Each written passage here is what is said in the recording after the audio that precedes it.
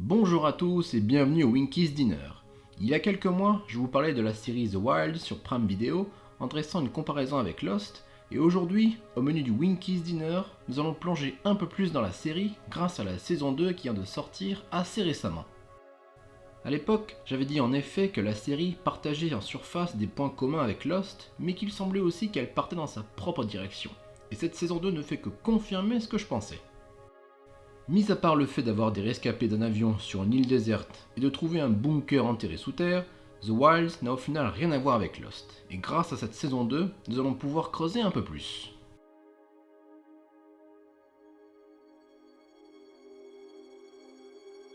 Car j'ai bien apprécié cette saison 2. On est vraiment dans les lignées de la première, avec bien sûr un élément nouveau central, les garçons. Je sais aussi que certains fans n'apprécient pas le fait d'introduire un groupe de garçons, et je ne suis pas là pour leur jeter la pierre, car en effet, ce nouveau groupe est bien moins intéressant et même bien moins attachant que le groupe de filles que nous connaissons forcément mieux. Mais quand même, certains des garçons ont des personnalités qui étaient assez sympathiques à suivre sur cette île déserte. Au début, j'avais même peur que cette saison soit un peu trop chargée, car il faut quand même se rendre compte que certains épisodes ne nous proposent pas 3, mais 4 périodes différentes.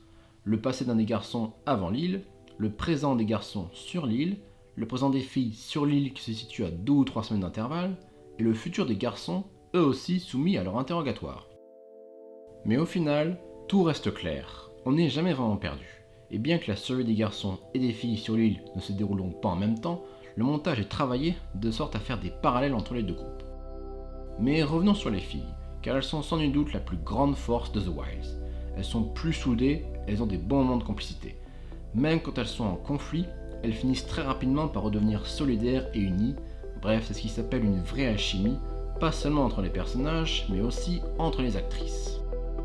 Et inutile de tourner autour du pot plus longtemps, c'est bien sûr le duo Shelby-Tony qui marque le plus les esprits. Leur couple, baptisé Shawnee par les fans, est devenu tellement populaire que la série n'a pas hésité à les citer comme tel. Like between two people who might be more than friends. Shoni. Shelby and Tony. Oh my god, are you just not finding out about this? That's been live for like a week now. Oh, a week? On pourrait vraiment consacrer tout un chapitre sur leur histoire. L'important de cette représentation pour la communauté homosexuelle est le fait qu'elle partage les moments les plus émouvants de cette saison. Un grand bravo aux deux actrices qui vraiment forment un couple plein d'inspiration qui reste extrêmement agréable à suivre. Même si tout ce qui manque à leur histoire c'est une conclusion, mais nous y reviendrons. On pourrait aussi mentionner à quel point Fatine est un personnage tellement cool et tellement drôle. Elle qui était la connasse de service au début, c'est un vrai plaisir de la voir évoluer durant cette saison. Si Shelby reste toujours mon personnage préféré, Fatine est celle qui a eu la meilleure évolution, je trouve. Oh my god, are you just not finding out about this? That's been live for like a week now. Oh, a week? Oh no, did you catch them boning in the woods? God, I should have known. I've been looking for them to help me pack. I can usually smell an orgasm a mile away. I wonder if I have a sinus thing. Et puis, tous les autres personnages ont aussi leur moment pour briller. Mais je pense que s'il y a une chose à retenir, c'est comment l'attachement au personnage est finalement lié au thème de la série sur l'expérience sociale. La survie sur l'île déserte occupe encore une partie signifiante, que ce soit dans le groupe des filles ou des garçons.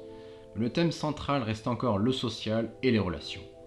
La survie dans un milieu hostile, c'est une chose, mais la cohabitation l'est encore plus. À travers son montage, on voit bien que la série oriente un peu notre opinion à être plus du côté des filles que des garçons, comme une volonté un peu de fausser l'expérience de base. Mais comme je l'ai dit, certains fans ont vu l'arrivée des garçons comme une intrusion dans la série. Je trouve au contraire que cela solidifie notre attachement au groupe des filles en fait. Inconsciemment, on va plus s'orienter vers le groupe avec qui on a le plus d'empathie, car on veut qu'ils réussissent et qu'ils s'en sortent. Même si certains développent des affinités, le groupe des garçons est plus souvent scindé et agressif entre eux. En plus, on peut presque dire que leur sortie de l'île tient plus de la tricherie à cause du personnage de Seth que d'une véritable réussite de l'expérience. Pour les filles, c'est dans un moment de symbiose et de joie qu'elles sont secourues, alors que pour les garçons, c'est dans un moment où ils sont séparés, où ils se battent qu'ils sont secourus. Donc on voit bien la différence.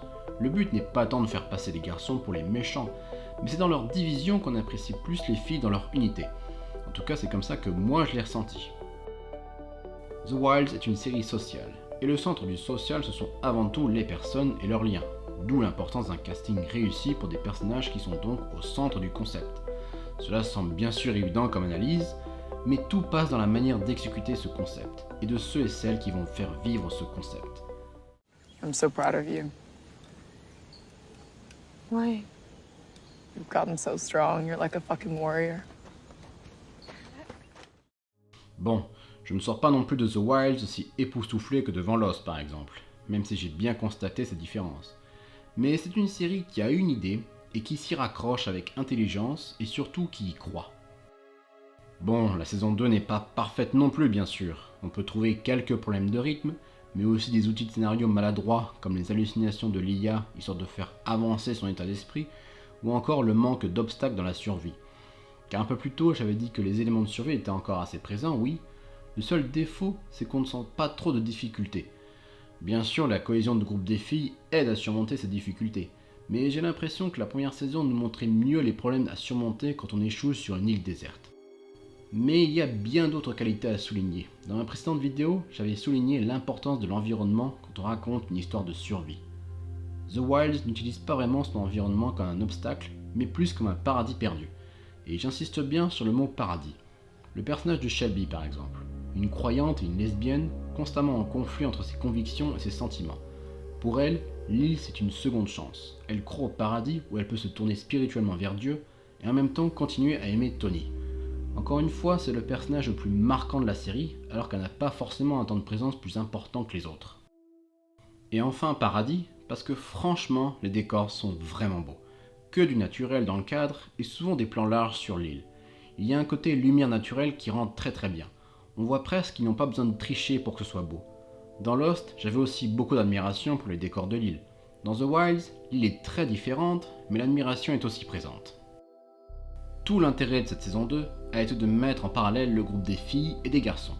C'est donc en toute logique, pour ne pas dire que c'était prévisible non plus, que la fin de la saison 2 voit les deux groupes se réunir, après leur interrogatoire, et de retour à la case départ sur une île déserte. Cela dit, vu que les deux groupes ont maintenant conscience qu'ils étaient manipulés, le côté expérience sociale semble plus compromis je pense. Je ne doute pas que la cohabitation fille-garçon donnera forcément lieu à des conflits, vu le caractère de certains, et que la saison 2 nous a préparé à ça, mais j'espère qu'il y a un plan pour nous donner une conclusion, car ce n'est pas le genre de concept à pouvoir non plus tenir sur du long terme sans risquer de se dénaturer. Et il est hors de question de laisser le couple Shelby-Tony sans de réelle conclusion. J'ai du mal à imaginer un épilogue où elles ne seront pas ensemble. En tout cas, si ça ne se produisait pas, les fans prendraient certainement ça pour un affront. La saison 3 n'a pas encore été officialisée, mais elle a intérêt à l'être.